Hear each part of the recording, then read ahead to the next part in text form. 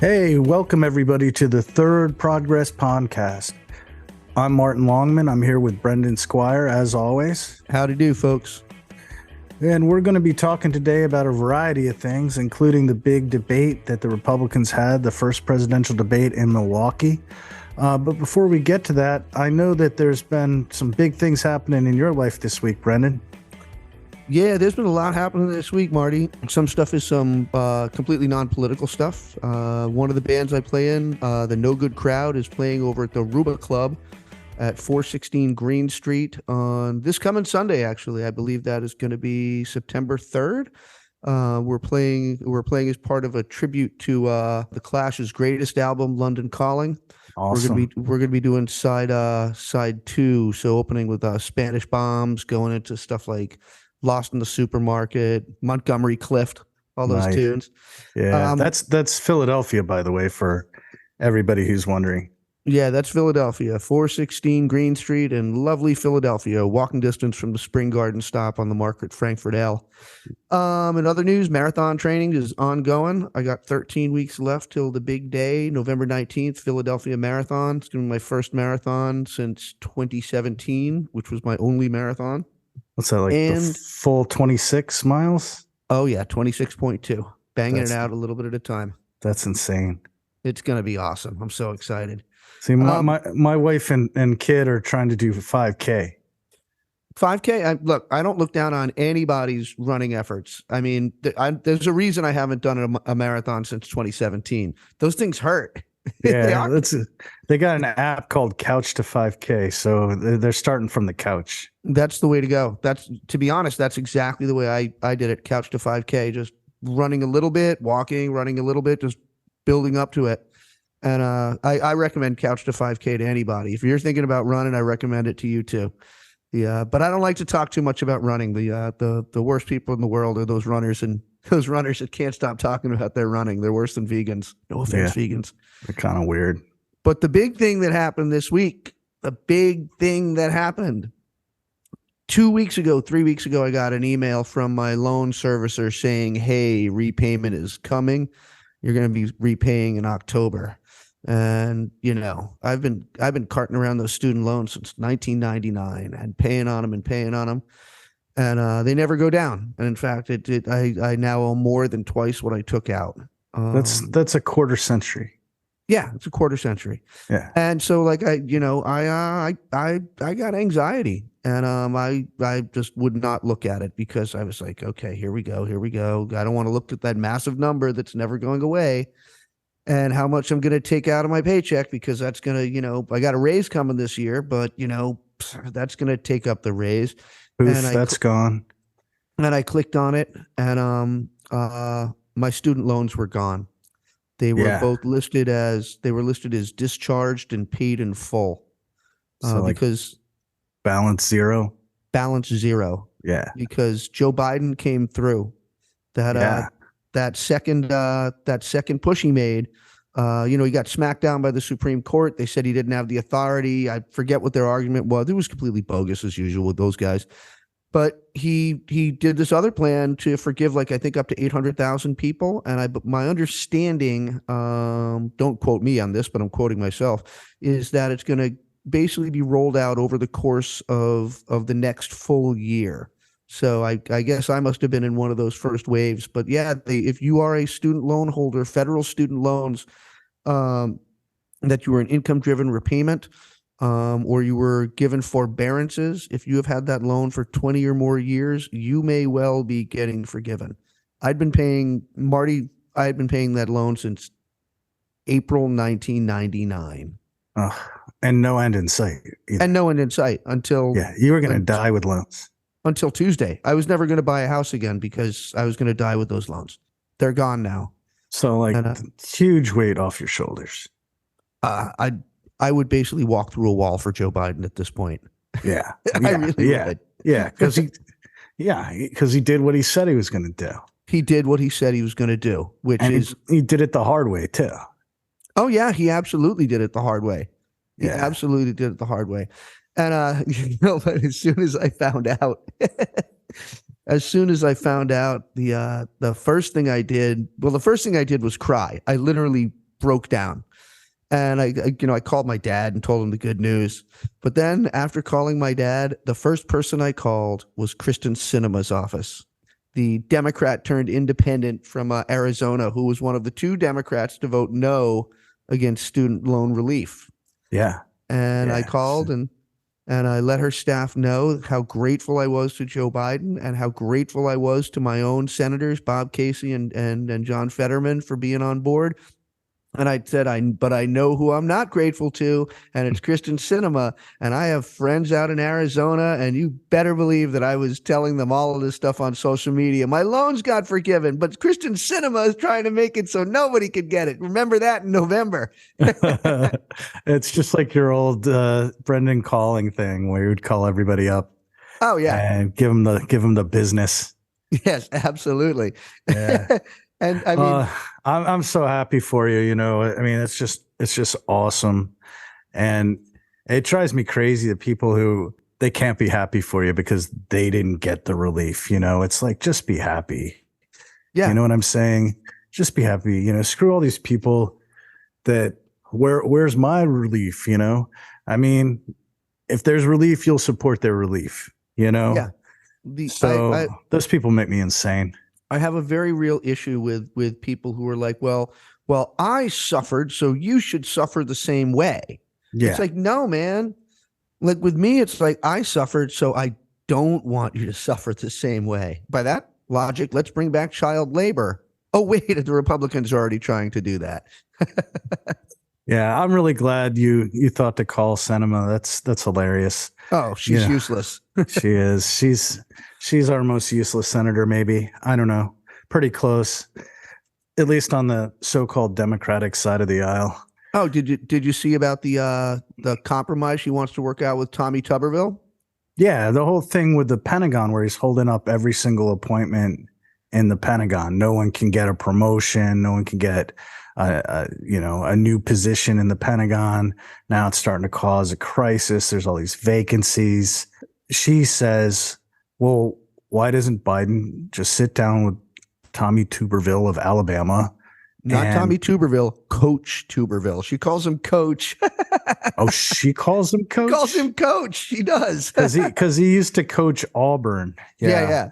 And she's Football. like, Biden should sit down with Coach and find middle ground on this standoff. And like, the standoff is over Tuberville. I think he prefers Tuberville, but I'm going to go with Tuberville. The hell with him. Tuberville insists that pregnant women in the military shouldn't be able to go get reproductive care, including abortion, if they're stuck in Texas or Saudi Arabia that doesn't offer that kind of health care. And so, and Tuberville's shutting down the military, right? And over this, what exactly is the middle ground between those 2 positions? Hell if I know. And like, her play is some women get reproductive health care, including abortion, and some don't. I mean, isn't that like the center position? Like, if they're going to meet in center field, like John Fogerty there. Yeah. Tommy Tuberville's position is no abortions for anybody ever. So yeah, the only center of this is like, well, some people get the reproductive care and some don't. Is it like a Willy Wonka golden ticket, except instead of chocolate, it's a necessary medical procedure? There is no middle ground there. There is no middle ground. What's half of that? My understanding is that in this article, which I believe was in the Times and also the Washington Post, both articles noted that she didn't actually ever use the word abortion at all when she was talking about this standoff. She's just talking about this standoff so that everybody gets what they want. That makes it sound so easy to solve. Yeah, it does. It does. Yeah. Hey, Marty, I'd like to chop off your arm, and you don't want me to chop off your arm. So let's get Kristen Sinema in here, and she'll make it so we both get what we want. Yeah, take it off at the elbow. Exactly. Yeah. I mean, that's what Biden should say. He should just come right out and say that. Yeah, I know. That would be great. That would be awesome. But listen, we do want to get to this debate. And before we do that, we had one other thing, which was this hilarious article it was in the Washington Post. It was how all these socially awkward people really see themselves in Ron DeSantis. I saw that. Yeah. I almost didn't want to read it, but then I did, and it was hilarious. That was on August 17th, so about 10 days ago, as we record this, called "Awkward Americans See Themselves in Ron DeSantis." And listen, man, I want to state right out that, you know, both of us know from Awkward, we hung out with Drinking Liberally in Philadelphia with a bunch of bloggers, and like every single one of us was awkward. But yeah, awkward Americans see themselves in Ron DeSantis. So the premise of the article is that DeSantis is, you know, utterly hopeless in social situations. Utterly hopeless. Yeah, he never knows what to say. He always says the wrong thing. There are millions of people like that in the country, in the world. So there's like a whole constituency of people who might find DeSantis's social difficulties endearing or relatable or something like that. That's where this article's coming from. Yeah. So first of all, before I get into my comment on that, I got to mention that my very favorite Ron DeSantis quote, awkward interaction, is when he was at some diner and he's talking to a potential voter and he says, "What's your name?" And it just comes out, he yells it in the guy's face, and the guy's like, Joe. And instead of being like, "Oh, hi, nice to meet you, Joe," he says, "Okay," and just walks away. Walks away. Like, what on earth is wrong with this man? Yeah. So yeah. So the thing is, the article could have been titled "Awkward Americans Still Hate Ron DeSantis," because the reporter talks to all these people, and all of themselves are like, "Yeah, I see myself in Ron DeSantis." And they're somewhat sympathetic to his plight. One of them was like, "Yeah, I too try to act like a human all day long." But then almost all of them basically said they couldn't support him. Yeah. In the end, they couldn't support him. Like, it goes on and on. The article's going on and on about, "Yeah, I feel awkward too. Oh, I don't know how to say this. I've never been good in social situations." Then it gets to like, "Yeah, but I can't vote for that dude." One woman compared him unfavorably to getting a pap smear from someone she knew in high school.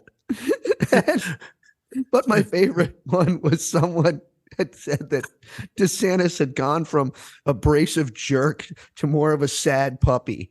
Yeah. You can totally see in the flailing and trying to act like a human, but his soul is too curdled to react to anybody. What was so great about the article is at first I'm reading it and I'm like, what is this just fluff piece? Why are they trying to humanize DeSantis? You know, like they always do this. Like they take this terrible person and they're like trying to make him sympathetic. Like, oh, he's socially awkward, so everyone's going to love him, like, or, you know, feel bad for him, or I don't know. That want to drink a beer with George Bush. Yeah, I was kind of getting furious. Like, this is typical Washington Post, like, garbage. And then all of a sudden the article just takes a turn and it's just like, he sucks. Like, we're socially awkward. He's socially awkward, but he sucks. He's terrible. He frightens me. I could never support him. Absolutely does. And that's how the article finishes. And it's just kind of great because it's great. It is. It's absolutely great. Listen, we got to get to the debate. And again, before we get to the debate, we got to mention that Trump didn't show up. Yeah, he was too busy being arrested for a fourth time. Yeah, he was a little bit busy. He was getting booked, or he's getting ready to get booked. I think what we want to do is, because the debate is already kind of old news, you know? Yeah. I mean, is we don't want to dwell too much on like the substance of the debate of like what actually happened, you know? But it's not like anyone else focuses on substance anyway. So, and from what I saw of it, there wasn't too much in the way of substance. So why should we, right? Yeah, exactly. I think we do need to like introduce the characters because some of them are pretty obscure. Yeah, there were like 8 of them that came out of the clown car.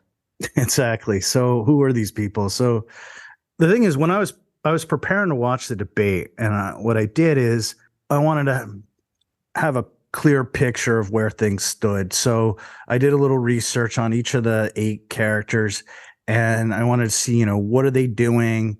What's their strategy like? What's their pre-spin that they're trying to put out there, setting expectations and stuff. So I just kind of went through and I looked at the different articles that were out there, and I a lot of it was just hilarious. While most of these ridiculous characters are getting hyped up for the debate, there's at the same time, it's mugshots of Rudy, the Kraken lady, Sidney Powell, all those other folks who were getting booked in Fulton County, Georgia, and the Fani Willis chase.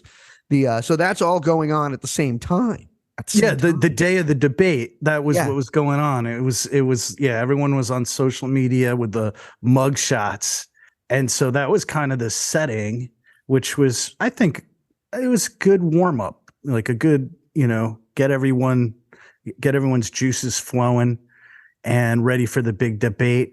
There was other stuff going on too that was crazy, like that nutty woman from Arizona, Carrie Lake. Yeah, who used to be a Democrat, and now she's like a total MAGA. She was a Democrat who hung out with drag queens, and now she's like MAGA, MAGA, MAGA, MAGA. So she's out there in Milwaukee. That guy, Jason Miller, who used to work in the White House, he's out there with her. He's the family values guy, and his head is like the size of a basketball because it's so filled with family values that he cheated on his wife and made a baby with another MAGA commentator whose name I forget. So yeah, I know that guy. Yeah, Jason Miller. So he's out there with Carrie Lake. They're going around Milwaukee just trolling Ron DeSantis every way they can think of. They got signs that they're putting up that say, "Be likable and show emotion, Ron," with like an exclamation point, which, Ron exclamation point remind me of Jeb exclamation point, Jeb Bush's signs with the exclamation point. I was like, who else had the Lamar Alexander from Tennessee? Lamar. And he had the lumberjack thing that he was always wearing, Lamar. Yeah, he was the brawny toilet paper guy.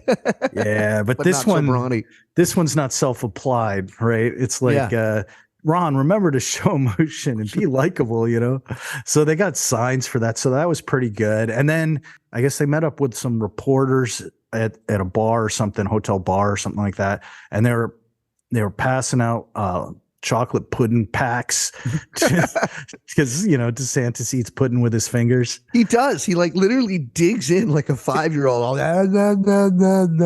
Hey, mommy, Casey, more pudding. That reminds me of that. I don't know why. It reminds me of that clip of Wolfowitz when he used to lick his comb. Oh yeah, remember that? Oh my god, that was disgusting. The weirdest. So gross. It's just like the weird stuff that some of these Republicans do. But anyway, yeah, so they were going into the debate, there was a lot of hilarious stuff like that going on, just like, good fun campaign stuff. And then didn't Trump's campaign basically, they announced he won the debate of course, hours before it began, despite the fact he's not even going to be participating. Yeah, it's like, I've already won. I've already won. I'm getting on a flight in a few hours to go get arrested, but I already won the debate. I already won. Yeah, that's just pure typical. So what was Trump doing instead of the debate? Refresh my memory, besides being arrested. Oh, yeah. So I guess this was pre-recorded, but they timed it up. So, of course, Tucker Carlson got fired by Fox. Yep. So now he's trying to do some kind of thing on Twitter, or X as it's now called. And he's got some kind of Twitter room channel, something. And so he did an interview with Trump, and they timed the release for 9:00 when the debate was starting, just to try to steal some attention and some thunder. So that was the last thing that kind of set up the setting for the debate. There's one, I got to touch base on one of the weirder moments of the debate. Yeah. So they opened with this song, Rich Men North of Richmond. And when we were prepping up for the podcast today, you asked me about it, and my dad asked me about it the other night when I had dinner with him. So I guess it's a thing. So basically there's this singer, Oliver Anthony from Farmville, Virginia, an actual small town, Jason Aldean, an actual small town, 7,000 people. So Oliver here, he sings his song, Rich Men North of Richmond, which is, it's a put down song on politicians. And he's playing like a resonator guitar. He's all countryed out. And kind of like that like acoustic singing like this with a whiskey soaked voice in the coal mine kind of singing. And that his song there gave MAGA Republicans and their hangers on like basically just like collective boner. Yeah. Sorry, old people who don't like us swearing, but there's no other way to call it. They all got a collective stiffy. And the reason that they were excited about the song was the Oliver says something about welfare and food stamps, and basically says, I forget the exact line, but he ties being on food stamps to obesity. So all the conservatives were like posing and posturing, like see, here's a working rural guy who won't take the welfare and the food stamps. Blah, look at him, blah blah. He's one of us. There's National Review's Jim Garrity was, my God, just mincing around like the fop he is on the pages of the Washington Post, pretending to like country music. But the thing is, the song also ticked off a whole lot of liberals too, because of that line about food stamps and welfare. And in fact, when I read about the song and gave it a listen, I used to work in hunger relief and here in Philly, and it definitely ticked me off because I know about welfare and I know about food stamps. I've been on food stamps. Well, the thing is, the weird thing was, it's just like the first thing that happened in the debate.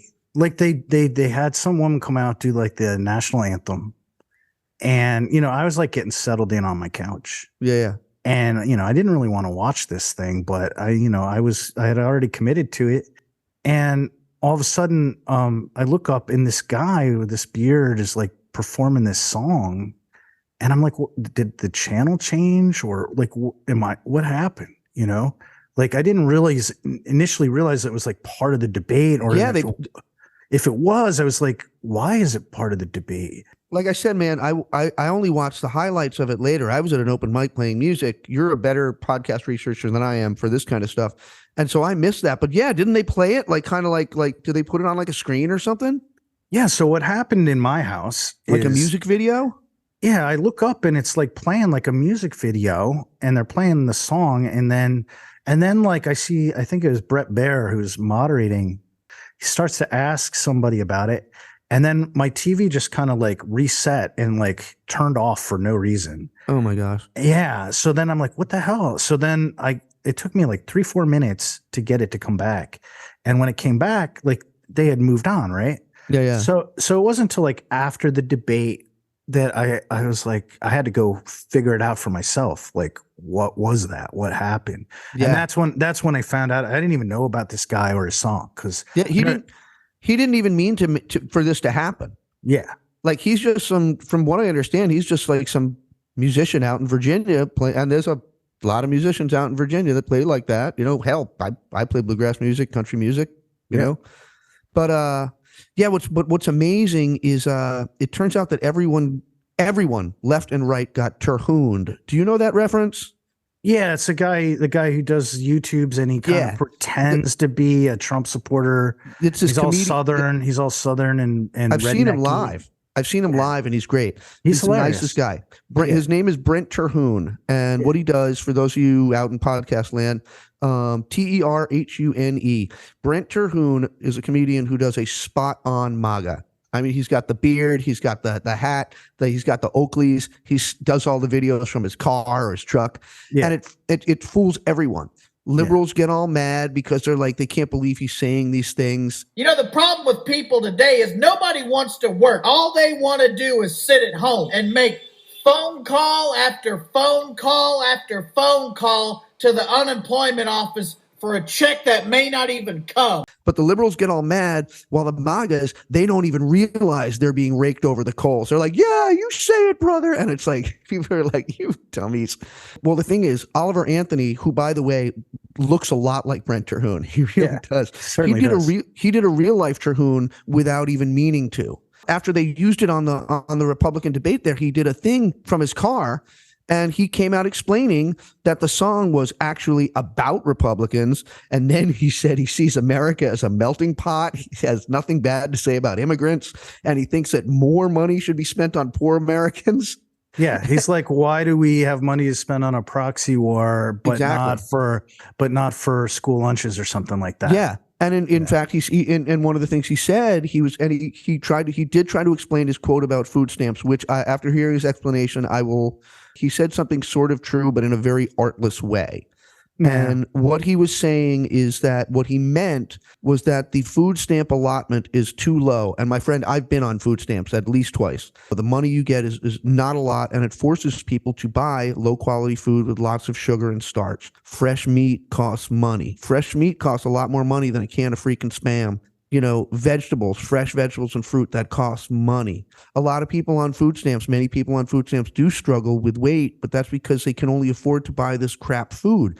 Yeah, I mean, when I listened to the dude explain his song, I mean, I didn't fully buy all of it, but I came away thinking he's a good guy. I don't like the kind of broad brush anti-government message of that Richmond song. He pointed out he writes a lot of other songs that he does champion the poor, and he seems like he's all right to me. I think he's not pro-Republican, he's not pro-Democrat, but yeah, that's what it seemed to me like. His response seemed to be like, just because I don't like Democrats very much doesn't mean I'm your friend either, Republicans. You're even worse. He even said this song is about the people on stage right now. Yeah, he said that's about them. It's definitely about them. Them. Yeah. Anyway, we got to talk about this debate, and I think the best way to start is to begin with the most obscure candidate, which I think is North Dakota Governor Doug Burgum. I don't even know what he looks like. Yeah, I'm looking him up right now, as a matter of fact. Yeah, and you watch clips of the debate, and you still don't know. Yeah, I kind of was actually surprised when I saw him. Oh my Lord! Him. Yeah, he looks like Martin Scorsese. A little bit. So yeah, he's up there in North Dakota, big oil and gas state, right? Fracking state. A lot like Joe Manchin in terms of his state's interests. Right. He actually looks like Joe Manchin with better hair now that I look at him. Anyway, so he got in the race pretty late. And he just barely qualified to be on the stage at the last minute. And I don't know if he was celebrating, but he went out and played some pickup basketball with his staff and tore his Achilles tendon. Nah. Yeah. I mean, that's a bad injury. You can't walk. And so then the question is this guy even going to be able to show up and stand there for 2 hours? You would never know that he had that injury. He stood up there, and as far as going into the debate, that was the big thing about him, that he qualified and that he tore his Achilles tendon. And then there's this guy, Vivek Ramaswamy. Rhymes with cake. Yeah, rhymes with cake. But that was the one that in DeSantis earlier this week or last week when the DeSantis PAC dropped that strategy and everybody found out about it, and they had instructions for what DeSantis was supposed to do. He was supposed to call him Vivek the Fake, or Fake Vivek. Yeah, Fake Vivek. There he is. And but yeah, most people have no idea who that dude is. He's some kind of biotech billionaire, millennial dude, 38 years old. Yeah, exactly. So I didn't talk about it. Don't know what a guy looks like. I didn't really know what this guy looked like before the debate. I had read about him because I started to see he was getting some traction, but I didn't really know anything about this guy. Leading up to the debate, he gets all tangled up in. So this is what I heard about this. This is what he did. So what did he say? So he said that he thought there were. Does anyone know how many federal agents were on the 9/11 planes? And the context in which So then, what? Yeah. So the context is, right, this wackadoo theory that January 6th was instigated by the FBI, that they pushed the crowd to violence or something. I don't know how that is all supposed to make sense, but so how does January 6th and 9/11 go together? Well, they were both maybe instigated by federal agents. So then I started thinking about that, and I'm like, okay, so you're a federal agent and you want 9/11 to happen and you're on the plane? That makes my brain hurt. Oh, it does. God. It does. It makes me want to take an ice pick, jam it as far up my nose as possible, and just end it all. I'm like, how could things be so stupid? Yeah. Your conspiracy involves allowing yourself to be flown into the Pentagon or the World Trade Center and exploded into a fireball. That's your conspiracy. Then people started, I don't know. It's so stupid. It's like, how can you even be offended, right? But then people were offended because it was like, you said 9/11, so I'm offended. Then he says, well, I was misquoted. Of course, right? But it's all on tape, audio tape. It might be on videotape. I know it's on audio tape. Yeah, he was confronted with it. And on a side note, and I don't want to go off too far on a tangent, but like what I don't get about people like this, like Ramaswamy, Vivek the fake, and the vast majority of these clowns is like, why do they double down on like easily disprovable lies, like a 5-year-old? And like there's video of you saying this or doing that, video that exists. Yeah. So why are you lying? Why not just cop to it? It's like a 5-year-old with his hand in the cookie jar saying, no, mommy, I'm not eating cookies. Like, come on. What do you think? I'm stupid.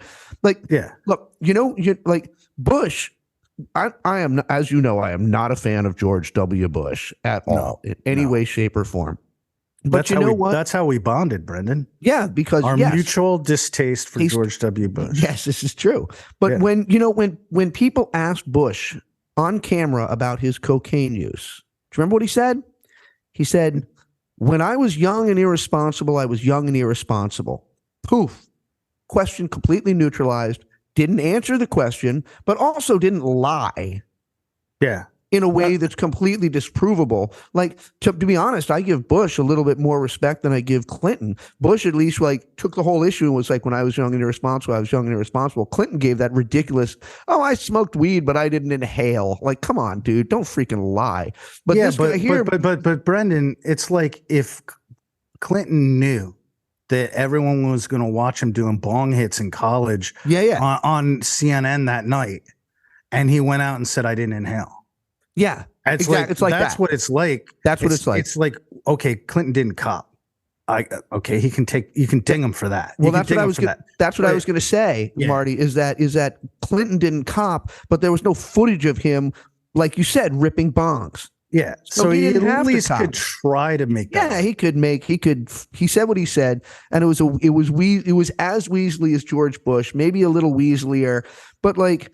But both of those guys at least addressed the question in a it was laughable, but it wasn't like provably wrong in 5 minutes. And there were no pictures or audio tapes of like with freaking Vivek there. Yeah, so Vivek just comes off looking like a 9/11 truth or nut, and this is like, this is leading up into the debate. Like, this is right here. He is all twisted around in a pretzel trying to explain what he said, and then he goes on CNN and Caitlin Thomas like confronts him with the tape, I guess, and just kind of humiliates him. I watched that clip. She humiliates him, and he tweeted. You can talk about what he tweeted out, but he was like literally going, Caitlin. Oh, you don't understand, Caitlin, and he like literally talking to her like she was like. He was talking to her like she was submental. I got to see this clip, because then later on he tweets out, he said he had an hilarious interview with CNN last night.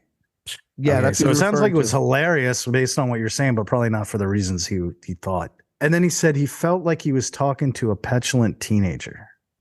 So he got to put down a woman and CNN at the same time. So it was like a double whammy for him. So I guess he felt like he covered himself as well as he could. Whenever I see that dude's face, I just I feel my mom's slapping hand. I feel my right hand filled with the power of Marilyn's slapping hand. Oh my God. It's like Ted Cruz. The other thing, he was like, didn't he get caught in lying about his debate prep?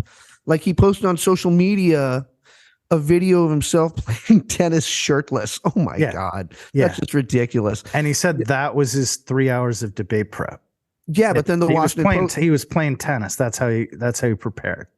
But then the Washington Post confronted him with like a thing of a picture of him clearly doing actual debate prep.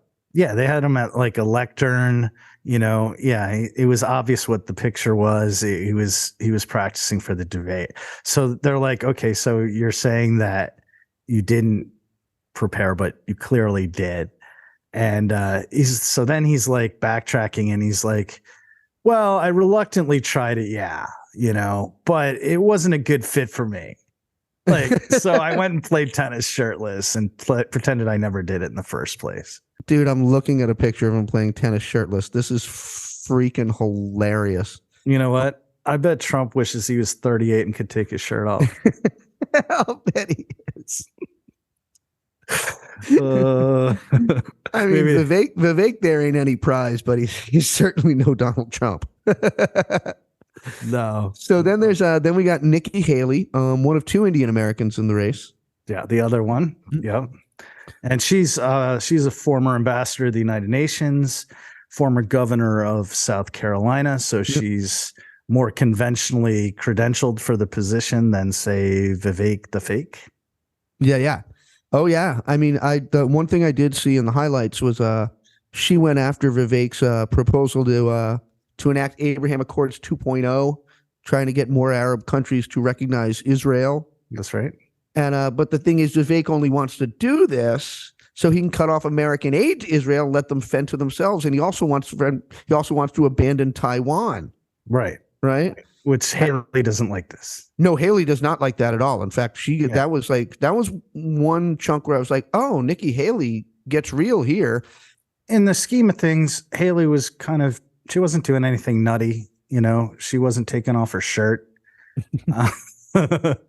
She was kind of doing the normal stuff that people do, and nothing too hilarious. But then there's Chris Christie. Oh yeah, Chris Christie, who ramps up the Jersey style smack talk, which was great, and just said completely going after Trump for skipping the debate, calling him a coward. I'm looking at a quote right now. There's no other conclusion to come to that he's both afraid of me and he's afraid of defending his record. And if I had his record, I'd be nervous about showing up too. I don't like Chris Christie either, but I got to say that approach is the only way you can go at Trump. And Christie is so marvelously placed to be that guy because they're both a couple of Northeast thugs. Yeah. And I got to say, I mean, the one thing I've always liked about Christie is his Jersey attitude. I don't like him being a bully, but I just, I'm Jersey, he's Jersey, and I recognize him, Here he's a big guy. He's going after someone who's not even going to be on the stage. Yeah. And then you got Tim Scott, the U.S. Senator from South Carolina, who was telling Fox News Digital that he's the only competent, qualified asset out there on the stage. And you think about that. Yeah. I mean, what does that say about what he thinks of Mike Pence? Not much. I mean, he's vice president for 4 years and he's saying that he's, not qualified. And he and Haley are pretty much the only two that wanted to talk about substance before the debate. They weren't just out there posturing and spinning and stuff like that. It was pretty much a little bit of China stuff, a little bit of border stuff. Yeah. And then he's talked about his debate prep was going to be basically hanging out with his mom. Who, Pence or Scott? Scott was going to hang out with his mom. That was going to be his debate prep. And then he was also going to read some proverbs and devotionals in the Bible. And I'll tell you what, man, his mom should give him a lecture about the character of the people her son is running around with. My mom sure would have given me a ration of it for hanging out with those people. Yeah. And by the way, sure. what proverbs is Mr. Christian reading over there, Mr. Christian Tim Scott? Because I probably got a couple for Tim tax cuts for rich people over there, because that's his thing. Every time I see Tim Scott talk or every time I hear him talk about something, it's always like, anything to excuse giving tax cuts to rich people. I hear he's looking at proverbs. Well, maybe he should look at He should look at Deuteronomy, where it says, "Therefore I command you, you shall open wide your hand to your brother, to the needy and the poor in your land." Yeah. Or there's actual proverb 14:31: "Whoever oppresses a poor man insults his maker, but he is generous to the needy honors him." Yep. So my favorite book of the New Testament is James. And I'd like to address this to Tim Scott out there in podcast land, just in case you're listening, Tim, in case you're listening, Senator Scott. James, I'd like you to look at James 2:14. "What good is it, my brother, if someone says he has faith but does not have works? Can that faith save him? If a brother or sister is poorly clothed and lacking in food, and one of you says to them, 'Go in peace, be warmed and filled,' without giving them the things they need for the body, what good is that? So by faith itself, if it doesn't have work, it's dead. And that is all these Republican people talk about is faith, faith, faith, but none of them have the works to go with it. Not a dang one of them. And I hate to sound like a proselytizer right there. Woe to you, scribes and Pharisees, you hypocrites. Don't get Jesus started on that, because once he gets rolling, it gets ugly. Oh, yeah. Once he gets rolling, it's ugly. Anyway, speaking of Jesus, Mike Pence went with more of a low-key, killing him softly strategy, So as late as like the Sunday before the debate, he was still saying or suggesting that Trump might actually show up. And that was kind of the way I took it was like a way of highlighting that he wasn't going to show up, but doing it in a way where it wasn't like really criticizing him or like harsh. But, he did get one dig in, though, which was he said he went out and told people that he never saw when he was vice president. He never saw once any evidence that Trump had issued a blanket order to declassify documents. And that just kind of stuck a dagger in Trump's entire defense about how it was somehow legal to carry all these documents down to Mar-a-Lago because they had been declassified. And he just basically said, no, that's not true. I never saw that. So that was a dig. A2 Mike. Yeah. Hang Mike Pence. And that gets us to Ron DeSantis. Yeah. So he spent the bulk of the pre-debate cycle. Then I saw some of this arguing that everybody's going to gang up on me because I'm so strong. Yeah. And his campaign managers, his campaign people are telling Fox that, he's going to be the number one target on stage and ganging up on him because he's so strong. I mean, yeah, because a guy that can't even handle a basic human interaction is strong. Okay, what's your name? He can't say anything. And from what I've seen, man, he can't say anything but what he's scripted to say. The guy who can't say anything but what he's scripted to say is strong. Well, dude, right. if that's strong, I'm ready to duke it out with Jason Kelce and his brother with one hand tied behind my back. For real. I mean, because seriously, this dude, DeSantis is confusing strength with being a bully and a jerk. I mean, and which is not surprising because that's what conservatives overwhelmingly see as strength. Right. Is being a bully and a jerk. Especially in the Trump era, definitely. Especially in the Trump era. Yeah, so we'll have more to say about DeSantis in a minute, but we can't forget about good old Asa Hutchinson. He was an impeachment manager during the Clinton-Monica Lewinsky thing. Holy roller, was he 72? Yeah, he's in his 70s. Yeah. And so he, like Burgum, just barely qualified last second, got on the stage. I mean, there's not much to say for him. He's got very little shot. He's polling at like whatever it is, 1%. The one thing I'll give Asa there is that he's been coming out real hard saying that Trump needs to drop out of the race. But because Trump led an insurrection against the United States, he's disqualified from being president under Section 3 of the 14th Amendment. But I guess we'll probably get into that when we cover what actually happened in the debate. So anyway, that I just wanted to make sure that we got that out there about Asa, who is otherwise probably a reprehensible character. I don't think people really want to listen to us talk about the debate, though, to be honest. I mean, it was a deplorable nightmare to watch. It's kind of old now. Yep. And I think what people really want to know is like who won the debate. Well, who you watched more of it than me, man. Who do you think won?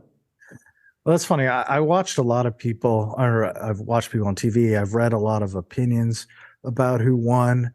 But I like to try to get some actual data to back up. My impression watching the debate was that DeSantis won. Now, I'm sitting there trying to do my best to think like a Republican primary or caucus voter, and I'm not going to sit here and pretend that I'm skilled at that. But I'm trying. Yeah. I'm sitting there going, what are they going to like? And what are they not going to like? And I thought what DeSantis was doing was going to be pretty well received. And I thought that he performed well in the debate based on who the target audience was, better than anybody else. I thought he had the best night. Immediately after the debate, I couldn't watch the Fox News spin room or something. I was was already at my limit. So I went to CNN, I went to MSNBC, and they seemed to universally think that DeSantis had a terrible night. I thought that was curious. Like that was my first thing. I was like, wow. Yeah. One thing that I saw was, they were like, oh, DeSantis wasn't attacked. Nobody attacked DeSantis, but which shows how irrelevant he is. And I was like, okay. That was weird because, before the debate, his people are all, oh, he's going to get attacked. And then that didn't happen. And that might have been why you saw that kind of reaction from the press, because most of the attacks went at Vivek. Yeah. But in my mind, it's like, wait, he didn't get it ganged up by everybody. Like, no, he didn't get beat up. So that's bad. Which is what he was predicting, right? Everybody's going to gang up on me. They're all going to gang up on me, but they didn't. And so that would normally, you would think that would be a good thing. Yeah. But when you turn on like MSNBC, they're like, that's a bad thing because what it obviously means is they're not afraid of him. They think he's irrelevant. That didn't make a whole lot of sense to me. And so then I started looking, and then the next day and the days after, I started to look at what information I could find about who won the debate. And it pretty much firmed up my belief that DeSantis won. 538 had a focus group that they used of Republican voters and that they talked to before the debate. And then they went back and they talked to them after the debate. Okay. And they, by two different measures, the way I look at it, they have DeSantis winning. So on the first one, they basically said, who do you think is going to win the debate? And then after it was over, they said, who do you think actually did win the debate? And at the beginning, they said that they thought Vivek was going to win the debate and that DeSantis would come in second. And then after the debate, they had that reversed. So they said DeSantis won. And actually, they had Haley coming in second and then Ramaswamy coming in third. So that was just a focus group. But then they also asked like the group, a different question before and after, which was, which one of these candidates would you be willing to consider? And from that standpoint, before the debate, DeSantis had the biggest percentage. And then after the debate, he still had the biggest percentage. And so go ahead. No, I was just agreeing. Yeah. Interesting. Well, and what was another interesting thing was that everybody who participated saw that they increased at least a little bit in terms of how many people were willing to consider them. The only people who went down were people who didn't participate. So like people that didn't qualify for the debate and obviously Trump, who saw his number decrease by 5%. Really? Yeah. So I guess 1 out of 20 changed their mind, said, I'm not considering Trump anymore. So that was the 538 thing. And then I saw there was the first big poll that came out afterwards was the Washington Post 538 Ipsos poll. Okay. And it said that DeSantis won the debate. And then after that, for what it's worth, DeSantis came out with an internal poll that said, this one was from Public Opinion Strategies, and predictably, it's his own poll, but it said that he had closed the gap with Trump a bit with Iowa voters. This was a poll of just Iowa. Okay. That's the relevant thing. Like these national polls, I mean, who cares what Republicans in Hawaii and Idaho think? What matters is who's going to win Iowa, who's going to win New Hampshire, who's going to win South Carolina. Yeah, so exactly. So the first thing up is Iowa. So if you're improving your standing in Iowa, that's what you're going for right here. So his internal poll said that he had closed the gap a little bit with Iowa, even though he's still a distant second. So there was that. And then just this past Friday, another poll came out from Reuters Ipsos. Then this thing had a really high margin of error. So just letting you know that. And it still had DeSantis way behind Trump, like 52 to 13. Yeah. It's getting drubbed. And it was a little worse than last time they did the same poll, national poll, a month ago. But it also said that the Republicans who followed the first debate were more open to DeSantis's bid than they were before they watched it. And so that backs up again what 538 saw in their focus group. What I didn't see was any argument for anybody else winning the debate.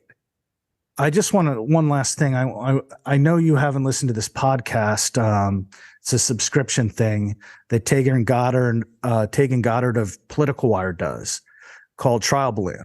And he's got this thing with a guy named Chris Ryback or Reback. I don't know how you pronounce his partner's name.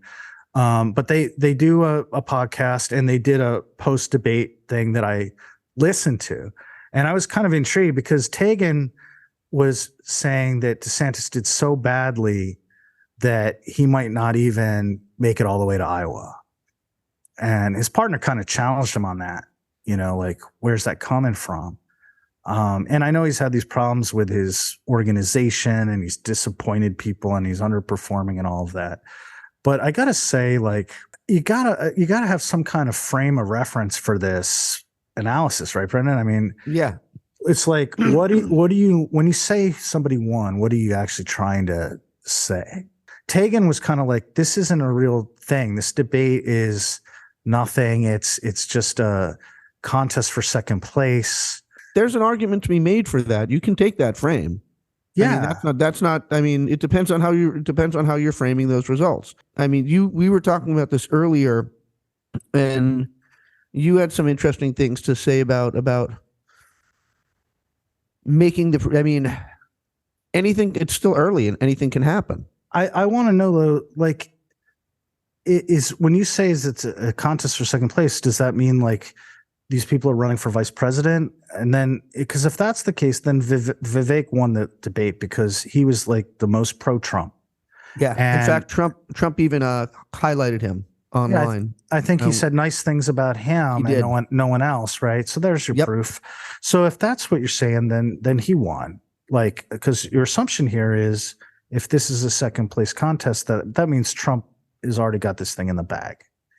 Yeah. And so obviously guys like Chris Christie and Asa Hutchinson and Mike Pence, who are up there questioning Trump's performance and in office and things like that, they're not going to be his running mate, but he's been indicted 4 times. He could be convicted at some point in this process. I don't know when the first conviction might happen, but there's a real possibility that the next nominee, the next person who's actually on the ballot against Joe Biden in 2024 was on that stage. Oh yeah, absolutely. There's a real possibility. So, and that's what it was. I mean, they weren't, in my mind, watching it, they weren't up there auditioning for vice president. And I don't think it should just be dismissed as a big nothing thing, because obviously Trump is going to be the nominee. I mean, I wouldn't bet against Trump necessarily, but I think you have to go into it like, if he's not the nominee, who won the debate? Like Taegan, well, I didn't watch the debate to begin with, right? I was busy at open mic, but I probably wouldn't have watched as much as you did. And I'm also have been very much of the opinion, like, this is just nothing. I'm watching these people tell these lies, and what is the point of this? Yeah. But with the framing of, well, there's a decent chance Trump might not be on the ballot come November. Yeah. And so, yeah, absolutely. In that context, I mean, I think that Goddard's view that this is a second place contest is valid, and I think that is valid framing. But I don't think it's the only framing. And I think that both can coexist. I think you can have both frames coexisting, because you can have someone like Vivek Ramaswamy, who at least for all intents and purposes, and the way it appeared to me, is actually treating this as a second place contest. Look at me being the most Trumpy, but I think for maybe someone like Ron DeSantis, it's more like your framing, like wow, there's a chance that Trump could not be the nominee, and who's most well placed to pull that off. And yep, absolutely. I think you can look at it like who helped themselves. That's a very good way of putting it. Because other than Tim Scott, I think there's an argument that everyone up there maybe in some way helped themselves. Even Burgum? Yeah, I mean, he was able to stand up there on a torn apart Achilles tendon for 2 hours. And I mean, everybody's just like, dude, that's admirable. You're a man. You got high pain tolerance. I want that in a president. As a first impression for most of the country, that's a win. Haley is widely considered to have done well in the debate. Some people thought she won. I don't see data to support it, but I do see data to support that she did well and that she helped herself. I think Mike Pence, I thought actually had a good debate. And I know there's a lot of people that won't support him, want to hang him still and all of that. I thought he had a great moment when he got everyone. He said, "Put your hands up if you think I did the wrong thing when I upheld the Constitution." That was an iconic scene. I agree with that. He got everyone to agree to that. Yep. And I even feel DeSantis. like even DeSantis, he was all pissy about it, and he was like, "Why are we even talking about this?" Yep. But he's like, "I don't have a beef with you. What you did, Mike, I agree you did the right thing." That's what that audience needs to hear over and over again until they get it. He moved that conversation in that direction. And I also want to just say, I don't want to get too off on Mike Pence, but I do feel like the experience of being vice president for 4 years, he knows how to carry himself like that. He seemed the most plausible president up there on that stage. And I thought he had a good night. I don't think he won the debate, but I think he did a lot of what he needs to do. And that's all you can really do in these debates, right? Like set out a goal, achieve it, make progress. And we already talked about Vivek, who introduced himself, rubbed a lot of people the wrong way, but he said Trumpy things. He's got the president on his side. I think he raised a lot of money afterwards. I think it's a win for him. I think he had a good night. You have Asa Hutchinson over there, who, I'm not going to get into this whole thing too much either, but that 14th Amendment third clause, which is a big thing that he pushed before the debate, he also got that into the debate. Asa was saying he's going to get challenged on the ballots, and there's going to go up to the Supreme Court, and he may not actually win at the Supreme Court. He may not even be allowed to be on the ballot. It's a real thing. Asa's out there talking about it, getting it into the mainstream of Republican conversation, because they silo themselves off. They are not going to hear that from other sources. New York Times, Washington Post, everybody can write articles, but they're not going to hear it. But they heard that because they were watching the debate. So that was a win for Asa, right? And I thought that, who am I forgetting? Oh, Tim Scott, you're not mentioning. You'd forgotten about Tim Scott. I think he's the most forgettable, because I think, what did you told me this? He had like 7 or 8 minutes in the whole 2-hour thing. Yeah, he barely spoke for 8 minutes. And my impression of Tim Scott was he is very good at reciting percentages. But when I watched it, I didn't understand or particularly care what any of the percentages were. I got three things to say about Tim Scott. So, number one, he lost the debate because he didn't talk in the debate. The moderators forgot he was there during the debate. He forgot he was there. So he had a bad night. Two things. Yeah, he talked about immigration. He was like real tough on that. And then he was like, "I'm going to complete the wall." I was like, he was going to complete Trump's wall. And I was like, the wall's a joke. It's a laughing, it's a punchline. The last thing is, and I wrote about this at ProgressPond.com, how he was putting all his eggs in the Iowa basket. What that means is, he's going after that evangelical vote, which I don't know if people know this, but Iowa's really religious Republican electorate, and New Hampshire's really secular by national standards. And so no one ever wins them both. Ted Cruz wins Iowa, Rick Santorum wins Iowa, and then they go nowhere. Yeah, so they crash and burn in New Hampshire because nobody wants to hear their nonsense in New Hampshire. It's like what wins you Iowa doesn't loses you New Hampshire. So my article is kind of like, is it a good strategy for him to go too hard religious? And what I felt like was when it got to being like smarmy and religious in that debate, like Pence just is better at it than he is. Yes, he certainly is. Yeah, it's like pandering to the evangelicals. Pence is better than you are, dude.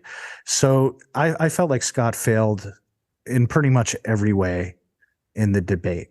I can't look at it and say he accomplished any of the goals that he might have had. Christie, not so much either. But he did get out there. He did make his points about Trump. That's a win. Yeah, it's a win. Inexplicably, though, he was like picking fights with all the other people. Like he was gonna, and he had this thing. Christie had this thing where his big thing was, I'm going to put Hunter and Biden. I'm going to put Hunter Biden in jail for 10 years. 10 years on the gun charge. Now, I don't know all the details of the gun charge, but first of all, this is a party that doesn't think anyone should go to jail for owning a gun, buying a gun. They shouldn't have any regulations about that. So Kyle Rittenhouse is a hero. Yeah. So you're going to send Hunter Biden to jail for 10 years because he lied on some form about a gun? Like, really? Everyone there other than Christie and Scott can kind of say that they had a good debate. And if you want to say someone won, I say it's DeSantis. Tagan says DeSantis may have won the debate in some narrow sense that's being measured in these surveys and polls, but he's so far behind and he didn't do anything to change that. And my answer to that is he's not going to change that. There's nothing he could do to change that. What can change is Trump and the legal system. Yep. Trump's health, something like that. He could find himself in a situation where Trump's gone. Yeah. He could find himself in a Trump's gone situation. Yeah. So I've been saying for the last year that DeSantis is in the best position, and I don't care about all of the problems that he's had with his campaign or how he spent his money or anything. I saw McCain come back from nothing when he was flat broke and he lost all his campaign and he came back and won. What's important is DeSantis the best option that's still out there? If something happens with Trump, he's going to be in a great position. And Trump is facing trials and all sorts of stuff on the campaign trail. Yeah. A lot can happen between now and Iowa. Exactly. So the way I look at it, it was a shit show, but DeSantis to me is in the best position. He had a good night, and that wasn't really reflected in the coverage, but that's how I see it. Well, there we go. Hey, Marty, I'm going to say it's time for us to wrap up another one of our Progress Podcasts. I'd like to say thanks again to the Royal Hounds from Nashville, Tennessee for providing our intro and outro music. You can find them on Spotify, Apple Music, and the music platforms of your choice. We'll see you next time on the Progress Podcast. Till then, Marty Longman and Brendan Squire saying goodbye, and we'll see you next time. Rock and roll, folks. Don't forget to like and subscribe. Thank you very much. See you next time. Bye-bye. All right.